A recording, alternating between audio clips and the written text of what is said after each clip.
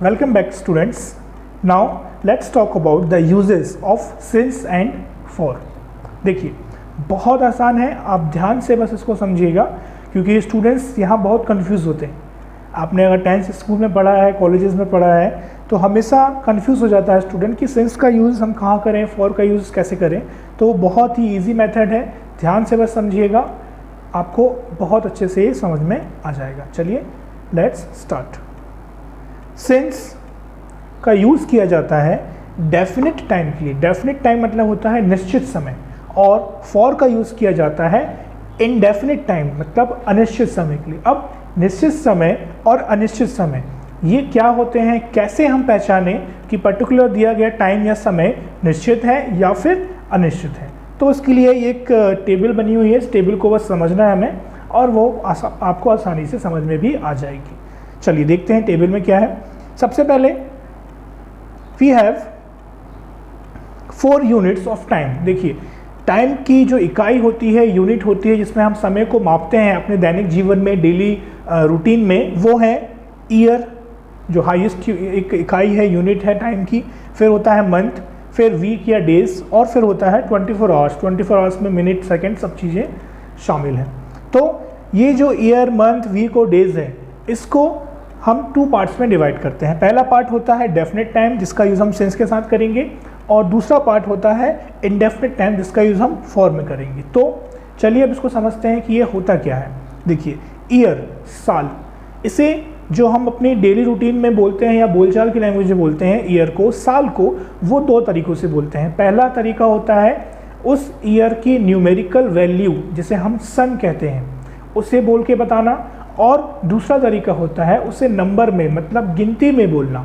जैसे 1992, 2015, 2020, ये एक तरीका हो गया जिसमें हमने ईयर या सन बोला, और दूसरा तरीका होता है गिनती में बोलना, नंबर में, 5 साल, 2 साल, 15 साल। देखिए अब इन दोनों में निश्चित और अनिश्चित को हम कैसे पहचानें। देखिए जब कभी भी सेंटेंस में ईयर या सन की वैल्यू दी गई हो तो वो एक डेफिनेट टाइम कहलाता है, क्योंकि ये 1992, 2015, 2016 एक्सेट्रा जो कुछ भी है वो एक पर्टिकुलर फिक्स्ड है। वो ईयर दोबारा लौट के नहीं आएगा, और एक उसकी एक न्यूमेरिकल वैल्यू फिक्स्ड है कि वो उस ईयर का एक पर्टिकुलर नेम भी दिया गया है। जैसे लोगों की date of birth excuse me, जैसे लोगों की डेट ऑफ बर्थ वो फिक्स रहती है 1992, 1994, ये इसे चेंज नहीं कर सकते हैं। तो ये क्या है, एक डेफिनेट वैल्यू है। तो इसे हम क्या मानेंगे, डेफिनेट टाइम। मतलब अगर ये सन या ईयर की वैल्यू दी हुई है तो उस सेंटेंस में हम किसका यूज़ करेंगे, सिंस का यूज़ करेंगे। और अगर गिनती में, काउंटिंग में 5 साल, 2 साल, 10 साल, 15 साल, इस तरह से अगर वो दिया है सेंटेंस में, तो हम उस समय किसका यूज़ करेंगे, फॉर का यूज़ करेंगे। एक एग्जांपल देख लेते हैं जो अभी हम लोगों ने लास्ट लेक्चर में देखा था। उसमें क्या लिखा था, गीता 1992 से इस शहर में या सिवनी शहर में रह रही है। 1992 वैल्यू दी हुई है, न्यूमेरिकल फिक्स्ड है, सन है वो, तो वहाँ पे हम किसका यूज़ करेंगे, सिंस का यूज़ करेंगे। तो ये रहा सिंस और फॉर का यूज़ ईयर में। अब बात करते हैं मंथ में, जो ईयर के बाद उसकी सेकेंड एक हाईएस्ट यूनिट होती है टाइम की, मंथ। तो as we all know we have 12 months in a single year. Each month has their own name and own position. हर एक मंथ की अपनी एक पोजीशन है, एक नाम है पर्टिकुलर, उसे आप चेंज नहीं कर सकते, फिक्स्ड है वो। उनकी जो अरेंजमेंट है वो भी फिक्स्ड है, और एक साल में टोटल आपके 12 महीने होते हैं, जनवरी टू दिसंबर। आप उन्हें चेंज नहीं कर सकते। अब अगर सेंटेंस में उसमें मंथ का नाम दिया गया है, जैसे हमने एक सेंटेंस देखा, जुलाई माह से बारिश हो रही है या अप्रैल माह से बारिश हो रही है, तो अप्रैल माह, जुलाई माह या कोई भी मंथ का नाम दिया रहे तो वो क्या है, एक फिक्स्ड वैल्यू है, उससे आप चेंज नहीं कर सकते। अप्रैल मंथ बोल दिया मतलब वो अप्रैल ही है कि भैया वो साल का 4th मंथ है, ठीक है। तो अगर सेंटेंस में मंथ का नाम दिया है तो वो क्या रहेगी, एक फिक्स्ड वैल्यू रहेगी, एक डेफिनेट वैल्यू रहेगी, और उस डेफिनेट टाइम के साथ हम किसका यूज़ करेंगे, सिंस का यूज़ करेंगे। दूसरा तरीका होता है मंथ को बोलने का, फिर वही गिनती में बोलना, 2 महीने, 3 महीने, 4 महीने।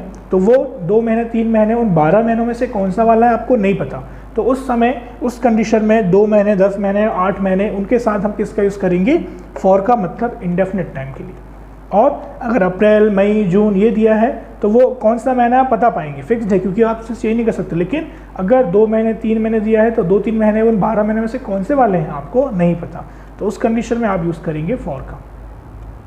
अब आते हैं वीक या डेज में। As we all know we have 7 days in a single week, Sunday to Monday.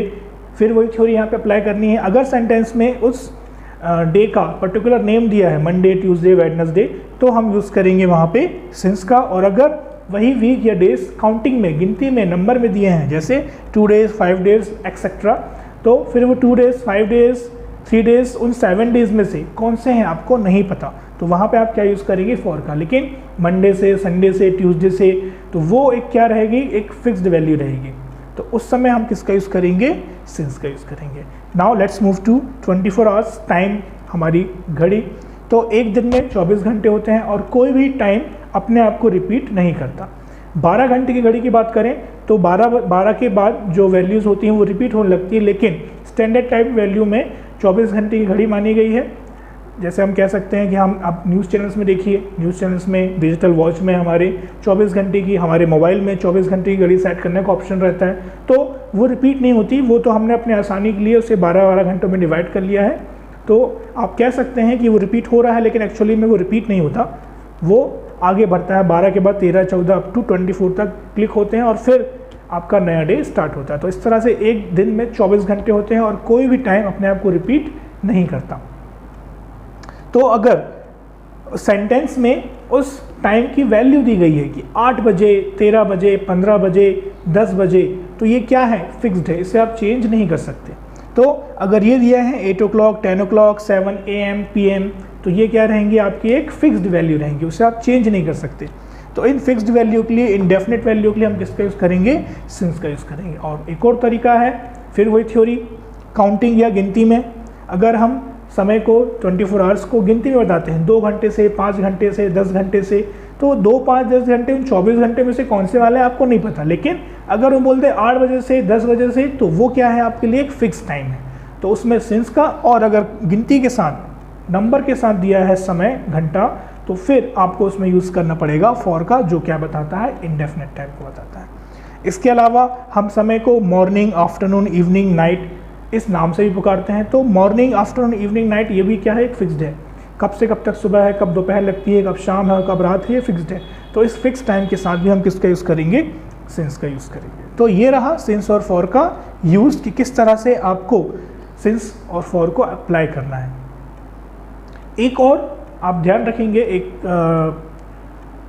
Remark के साथ मैं आपको बताना चाहूँगा कि ये जो इंडेफिनिट टाइम है, चाहे वो ईयर का हो, मंथ का हो, डे का हो, या फिर आपके 24 आवर्स का हो, इन सभी इंडेफिनिट टाइम के आगे,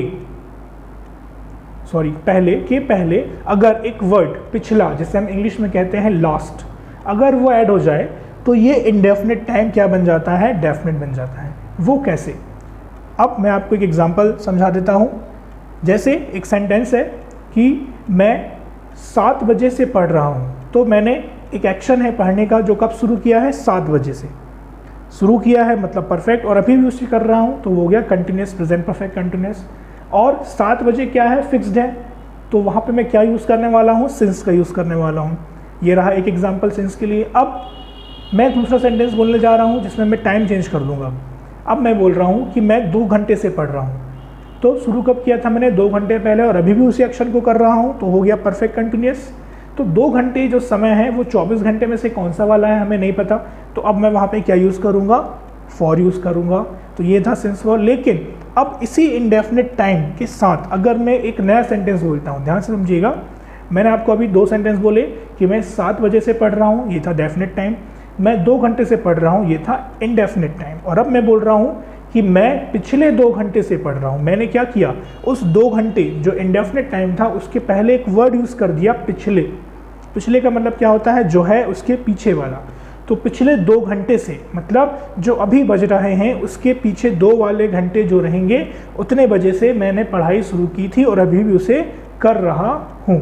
तो पिछले वर्ड जोड़ डालने से वो इंडेफिनिट टाइम क्या बन जाता है, डेफिनिट बन जाता है। तो ध्यान रखेंगे, उस समय आपको लास्ट के साथ वो इंडेफिनिट टाइम रखना पड़ेगा और फिर वहाँ पे लगेगा आपका सिंस। इसके बारे में जब मैं आपको ट्रांसलेशन सिखाऊंगा अभी स्ट्रक्चर के थ्रू, तो वहाँ पे ये बात आएगी तब मैं आपको और उसको आप बहुत अच्छे से समझा दूंगा कि कैसे एक इंडेफिनिट टाइम डेफिनेट बन जाता है एक वर्ड के जुड़ जाने से, और वो क्या होता है, लास्ट मतलब पिछला।